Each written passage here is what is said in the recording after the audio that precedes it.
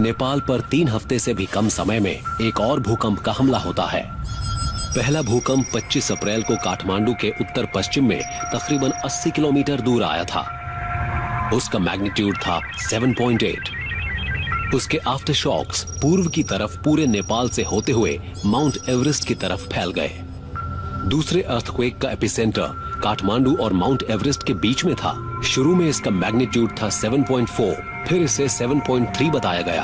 हाँ, ओ ये रहा। ये है आज का भूकंप। अच्छा। ये देखिए, हाँ। ये ऑरेंज कलर वाला सही है। ये है मुख्य शॉक और ये है आफ्टर शॉक्स।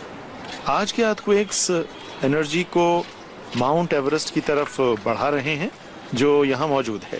तो अगर कल या उसके अगले दिन या फिर अगले हफ्ते में 30 किलोमीटर और आगे कुछ और आफ्टर शॉक्स आते हैं तो हमें हैरानी नहीं होगी। ऐसा हो सकता है।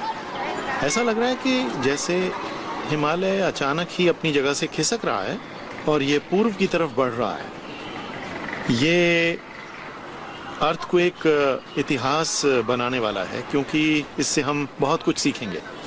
साइंस के हिसाब से ये कमाल की चीज है, जबकि लोगों के लिए ये डरावना है। दूसरे भूकंप की वजह से नेपाल में और ज्यादा लैंडस्लाइड्स हुए। नेपाल के पहाड़ी इलाकों में 5000 से ज्यादा लैंडस्लाइड्स हुए, खासकर सिंधु पाल्चौक इलाके में।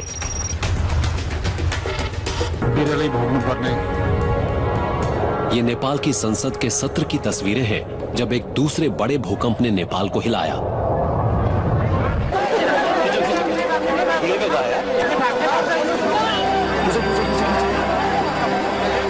जब ये झटके आने शुरू हुए तब साइंटिस्ट रॉजर विल्हम काठमांडू में ही थे।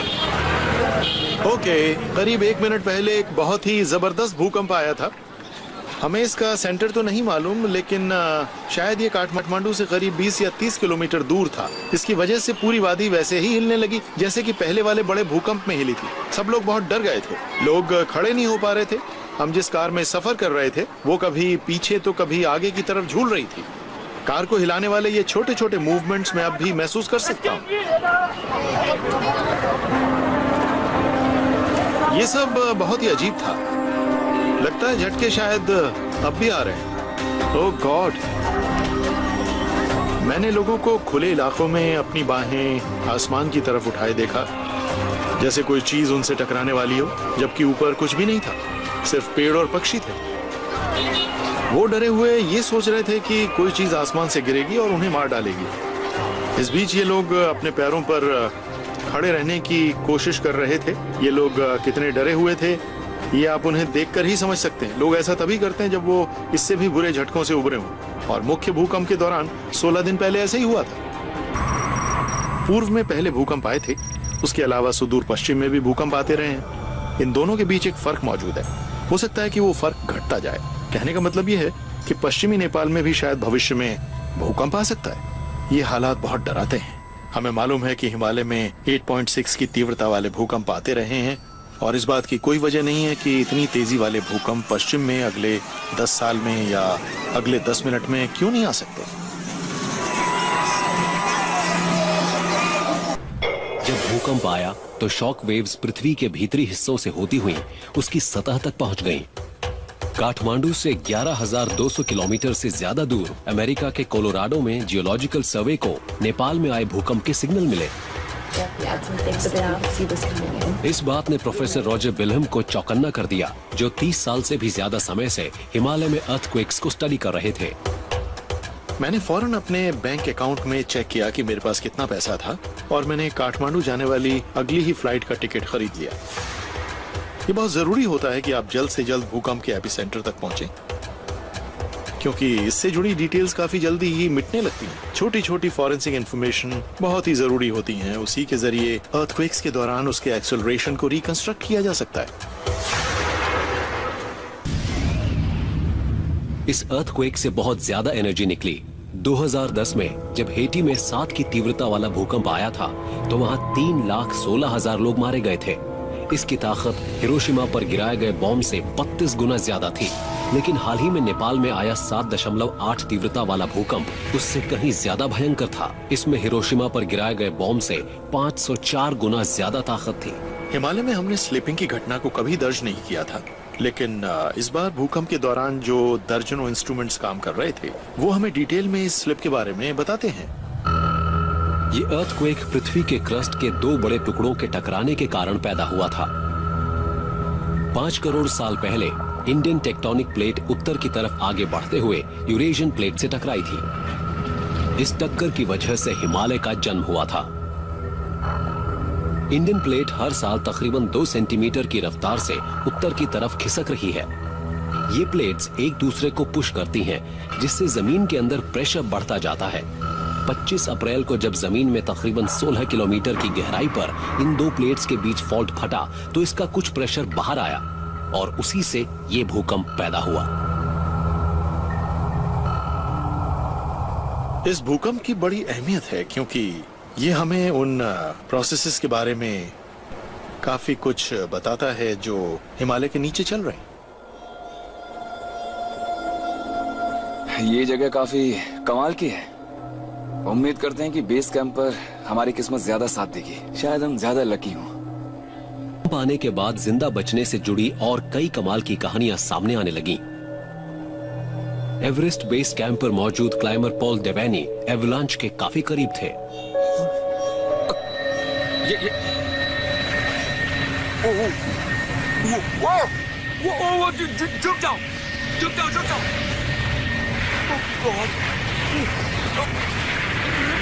Oh God! मीज के नीचे जम जाओ, मीज के नीचे बैठ जाओ। दरवाजा बंद कर दो, दरवाजा बंद कर दो। God! नीचे झुक जाओ।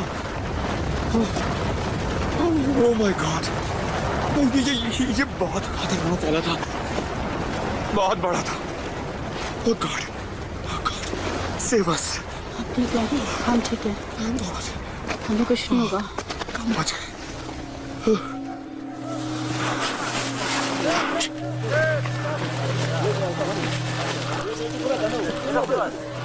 कैंप के बीच वाला हिस्सा तो पूरी तरह बर्बाद हो गया। उसका सफाया हो चुका है। वहाँ एडवेंचर कंसल्टेंट्स मौजूद थे। बीच वाले हिस्से में काफी टेंट्स थे, लेकिन अब यहाँ कुछ भी नहीं बचा। Oh God!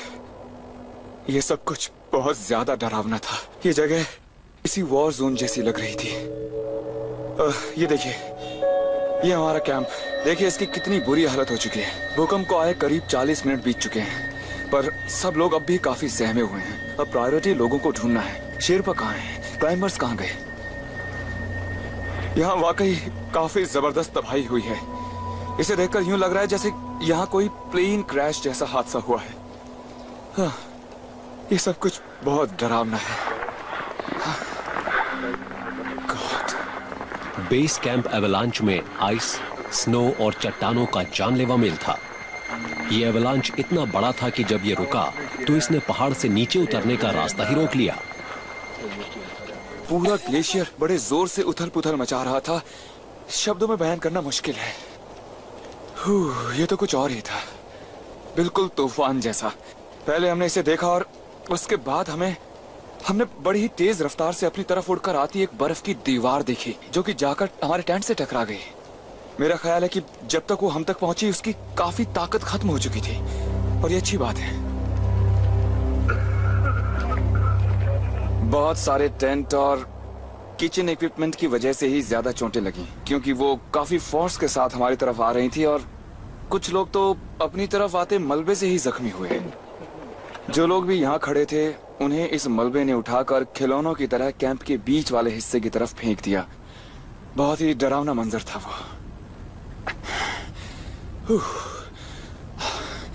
शाम का वक्त है दोस्तों, और करीब 8 बजे होंगे। कुछ कहने को नहीं है। इस भूकंप के नतीजे में आज 11 लोगों की जान जा चुकी है, और शायद 15 लोग जिंदगी और मौत के बीच अभी भी झूल रहे हैं। यहाँ लोगों को समझ में नहीं आ रहा कि वो क्या करें। उन्होंने आज से पहले ऐसा कभी कुछ नहीं देखा था। इस पहाड़ की एक्सपीडिशन की हिस्ट्री में उन्होंने बेस कैंप पर ऐसी तबाही पहले कभी नहीं देखी। शायद सभी लोग शॉक में थे, और मैं भी। शायद मैं लकी हूं कि ये सब झेलने के बाद भी आज जिंदा हूं। पॉल और दूसरे क्लाइंबर्स को ये बुरी खबर बाद में पता चली कि तबाही सिर्फ एवरेस्ट पर ही नहीं हुई थी, बल्कि पूरा नेपाल ही बर्बाद हो गया था। हमें पता चल रहा था कि 2500, 3000, 4000 लोग मारे जा चुके हैं और धीरे धीरे ये तादाद 5000 तक पहुंच गई और हमें ये अंदाजा हो गया कि ये एक नेशनल डिजास्टर था और बेस कैंप में जो कुछ हुआ वो इस बड़ी ट्रेजेडी का एक छोटा सा हिस्सा भर था बस।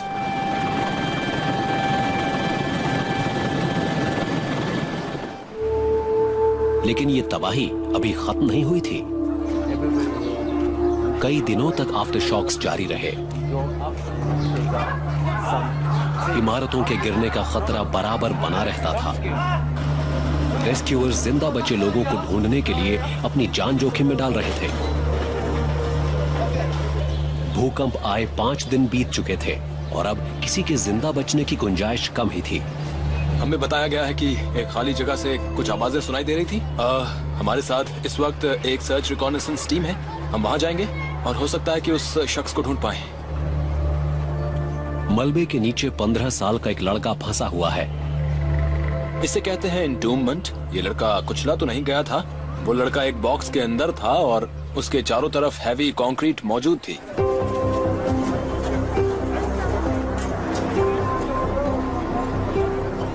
एक पुलिस वाला रेंग कर वहां तक पहुंचा और उसने लड़के से बातचीत की।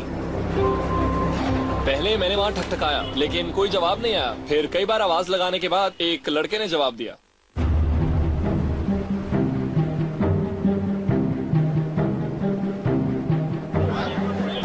मलबे के नीचे पेम्बा तमांग लगातार कमजोर होता जा रहा था।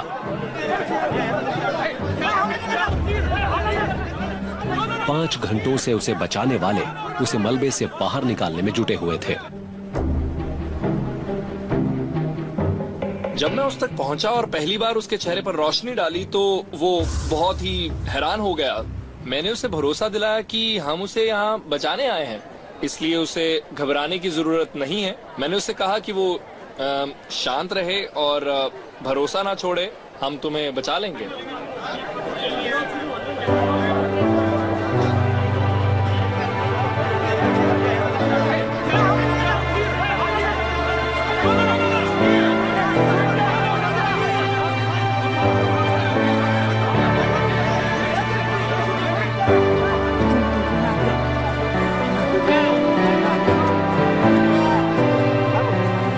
सारी मौतों के बाद पेम्बा के इस हैरतअंगेज ढंग से बच जाने से नेपाल के लोगों की थोड़ी हिम्मत बंधी।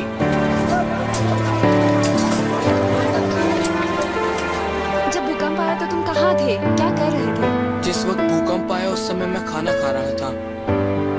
मैंने बाहर निकलने की कोशिश की तो दीवारें मुझ पर टूट के गिरने लगी। उस समय मुझे कुछ भी समझ नहीं आ रहा था। मेरी आंट और दूसरे लोग भी वहीं थे और शायद वो मलबे में दब गए। मुझे कई बार जमीन का हिलना महसूस हुआ। शायद भूकंप आ रहा था। सब कुछ हिल रहा था। पता नहीं कितने घंटे में मलबे के नीचे था। मुझे कुछ पता नहीं कि क्या हुआ था। तभी मुझे रोशनी दिखाई दी और मैं उठा और मुझे लगा शायद मैं कोई सपना देख रहा हूँ, कोई बहुत ही भयानक सपना।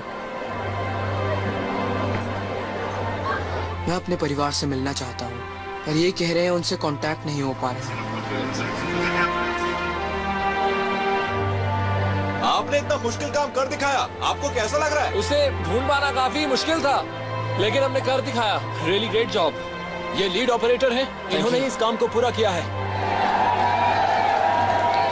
बेशक ये एक कामयाब रेस्क्यू था, लेकिन नेपाल अब भी खतरे में था।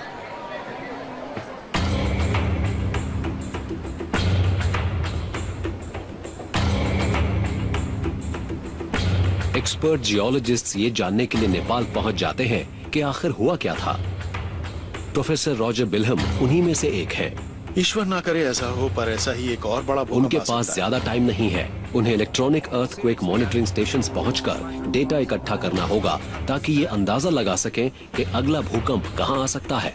नेपाल में हम जल्द से जल्द पहुंचना चाहते थे ताकि डेटा को इकट्ठा कर सकें, वरना ये बर्बाद हो जाता। वजह यह है कि दिमाग इतनी तेजी से आंकड़ों को इकट्ठा करता है कि बहुत तेजी से इसका स्पेस भरने लगता है, और जब मेमोरी फुल हो जाती है तो ये फिर से ओवरराइट करने लगती है। डॉन शे 33 किलोमीटर दूर है। जॉन गलेट्स का हेलीकॉप्टर्स के जरिए पूरे नेपाल से इन डेटा को इकट्ठा करने में बिजी थे। ये काम डेटा के बर्बाद होने से पहले किया जाना था। ऐसा करना बहुत ही जरूरी था। जॉन फ्लाइट से सीधे एक जीपीएस स्टेशन पहुंचते हैं जो अर्थक्वेक के बारे में इंफॉर्मेशन रिकॉर्ड कर रहा था। वो अभी लौट आएंगे, वो कुछ घायलों को लेकर आएंगे। ओके। तो शायद 4 में से ये एक स्टेशन रप्चर वाली जगह के ठीक ऊपर है। ये एक कॉन्टिन्यूस जीपीएस स्टेशन है। ये यहाँ जमीन में शायद 1.5 या 2 मीटर अंदर तक गड़ा हुआ है, काफी मजबूती से। इन स्टेशंस की पोजीशन जीपीएस टेक्नोलॉजी का इस्तेमाल करके नापी जा रही है। जीपीएस सैटेलाइट्स लगातार पृथ्वी का चक्कर काटकर जमीन पर मौजूद जीपीएस स्टेशंस को रेडियो सिग्नल्स भेजती रहती हैं। अगर स्टेशन की पोजीशन जरा सी भी बदलती है तो उसकी रिकॉर्डिंग खुद स्टेशन ही कर लेता है। ओके, स्टेशन काम कर रहा है। हम डेटा को डाउनलोड करने वाले हैं। ये हाई सैंपल रेट डेटा हमें जमीन के शेकिंग और स्ट्रॉन्ग मोशन को, और साथ ही बिग साइस्मिक वेव्स और प्लेट्स के मूवमेंट्स को एक ही वक्त में बता देगा। तो ये स्टेशन 10 दिन पहले ठीक यहीं पर था। जी हाँ, 10 दिन पहले। और फिर भूकंप आया। भूकंप आने से साइस्मिक वेव्स के पैदा होने से और प्लेट्स की शिफ्टिंग और टेक्टोनिक मूवमेंट्स की वजह से ये एंटेना उस जगह से यहाँ पर पहुंच गया जहां अब आप इसे देख रहे हैं। सभी 37 जीपीएस स्टेशन से डेटा इकट्ठा करके इन लोगों को इस बात की डिटेल मिल जाएगी कि टेक्टोनिक प्लेट्स किस तरह मूव हुई हैं और नेपाल का लैंडस्केप किस तरह हमेशा के लिए बदल गया है। इसमें कुछ गड़बड़ लग रही है। हिमालय में हमेशा भूकंप आते रहेंगे, लेकिन अगर ये लोग ज्यादा मजबूत घर बनाएंगे तो कोई प्रॉब्लम नहीं है। ये जानकारी बहुत सी जानों को बचा सकती है। इन बड़ी वेव्स की वजह से लोग खड़े नहीं रह पाते हैं, वो जमीन पर गिर जाते हैं। इसलिए हमें ऐसी बढ़िया इमारतें बनानी होंगी जो इन जबरदस्त फोर्सेस को झेल पाए और नुकसान न हो। नमस्ते नमस्ते दीदी। ये अर्थक्वेक किसी इजिप्शियन स्ट्रक्चर जैसा है जिससे हिस्ट्री की कई जानकारी मिलती है, जैसे कि GPS units, satellite radar, interferometry, seismic network. ये सब ऐसे हाईटेक डिवाइसेस हैं जो हमें ये समझने में मदद करेंगे कि आखिर हुआ क्या था। और यही नहीं, हम ये भी जान पाएंगे कि अतीत में क्या हुआ था और भविष्य में क्या होगा। यानी हम इस भूकंप से बहुत कुछ सीख पाएंगे।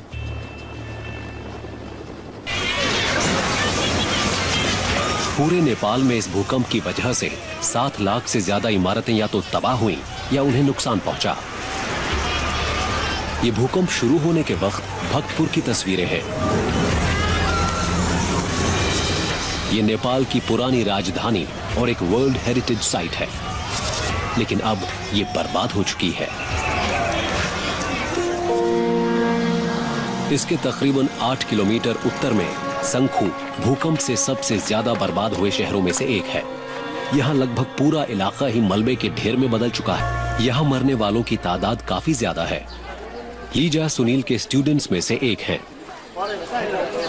जब भूकंप आया तो मेरी माँ और बड़ी बहन घर पर थे, इसीलिए दोनों की साथ ही मौत हो गई।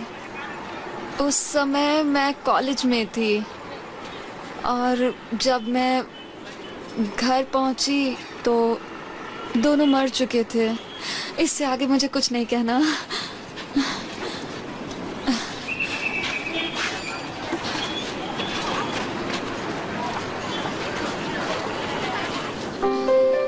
ये सब के लिए दुख का समय है।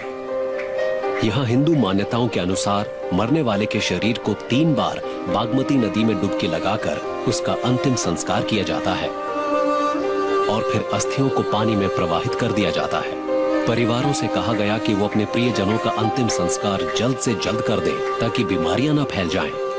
मेरी तो जान ही जाने वाली थी। लेकिन मैं किसी तरह से बचकर भाग निकला। भागने की वजह से जिंदा बचा। जब मैं भाग रहा था तो दाएं बाएं के घर गिर रहे थे।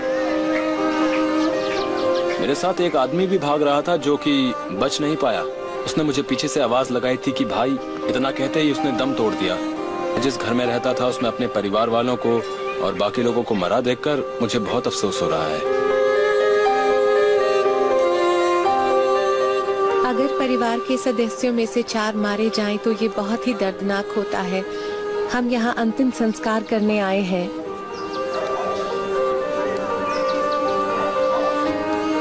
और ये दर्द अब हमेशा हमारे साथ रहेगा।